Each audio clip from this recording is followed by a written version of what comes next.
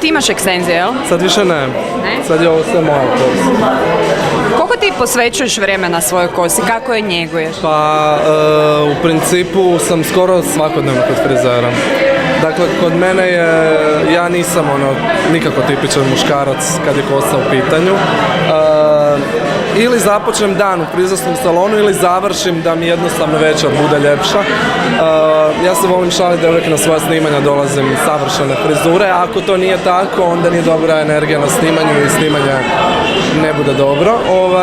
Tako da šalim se, ali volim evo, stalno sam ovdje u salonu Renata, volim tu prijateljsku atmosferu, volim taj odnos sa svojim frizerima, na kraju krajeva nekako to doživljavam dosta intimno s obzirom da sam svaki dan tu i da dosta vremena provodim, a moram provoditi zato što inače imam prirodnu prčkavu kosu, tako da, ali uglavnom ju ravno.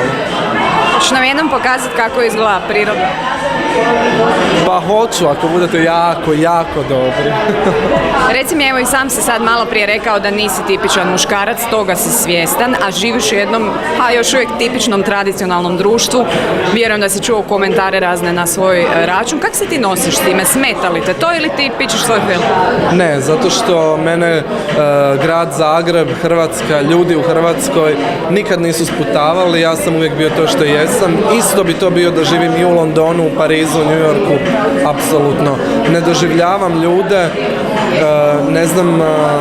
ne znam u stvari ni jednu osobu koja bi u stvari meni nešto mogla reći, a da recimo me pokoleba u nekakvom mom modnom izričaju ili frizuri ili jednostavno slušam svoje srce, ono sam što jesam, a možda ja baš ne čujem previše te komentare s obzirom da sam stvorio jedan zid i krug ljudi koji me okružuju, koji me prihvaćaju tako kako jesam, a na ove druge jednostavno ne dolaze do mene, ali možda je to tako što sam ja jedna od rijetkih javnih osoba u Hrvatskoj koja u stvari je svjesna posla koji je show business. Dakle, znam koje to ima plusa i koje to ima minuse, tako da prihvaćam i te eventualne kritike, to mi nekako sve ide u rok službe. A kritike su tu zato što u stvari postoji jedno pravilo show biznisa, a to je da show biznis nikako ne trpi one nekakve ljudske osobine. Ne trpi niti to da bi nas to moglo povrijediti, niti suze, znači jednostavno kad se svjesni... Nikad te nijedna kritika nije povrijedila, onda si sjeo doma i bio malo... Show biznis u smislu, znači za mene je show biznis kad se upali ova crvena lampica, onda ja tu postajem modni mačak. To je moj alter ego, moja uloga, moje nešto od čega ja živim, a privatno sam ja nešto sasvim drugo. Ali dok god gori ova lampica za one ljudske slabosti i ljudske karakteristike u show biznisu nema.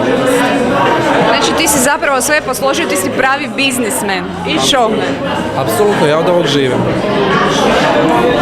Reci mi, evo, čuli smo malo prije od Indire, ona putuje u Ameriku, imaš li ti kakvih putovanja u planu? Pa imam, moram priznati da imam jako, dosta sam se naputovao sad preko ljeta, ali to je uglavnom bilo ovo po našoj obali, tako.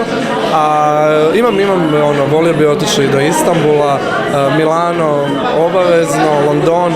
Zašto do Istanbula? Gledaš turske sapunice? Ne, uopće ne gledam turske sapunice i ne mogu to shvatiti zašto to ljudi gledaju. Trudio sam se shvatiti, ali ne ide mi.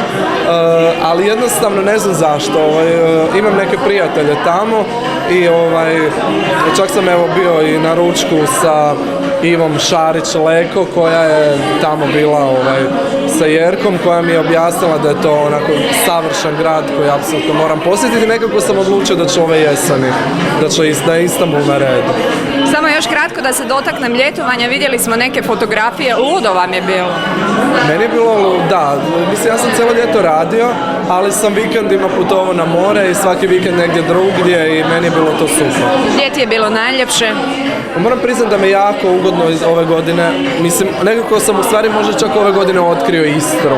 Baš mi je tamo bilo jako lijepo, usluga, u tim hotelima u kojima sam ja bio je stvarno bila, baš sam se ugodno iznenadio. Moram priznati da nisam valjda ništa očekivao, pa onda kad me očekujete onda vas to ugodno iznenadi, ali Istra je prekrasna i to je moje ovo ljetno otkriće.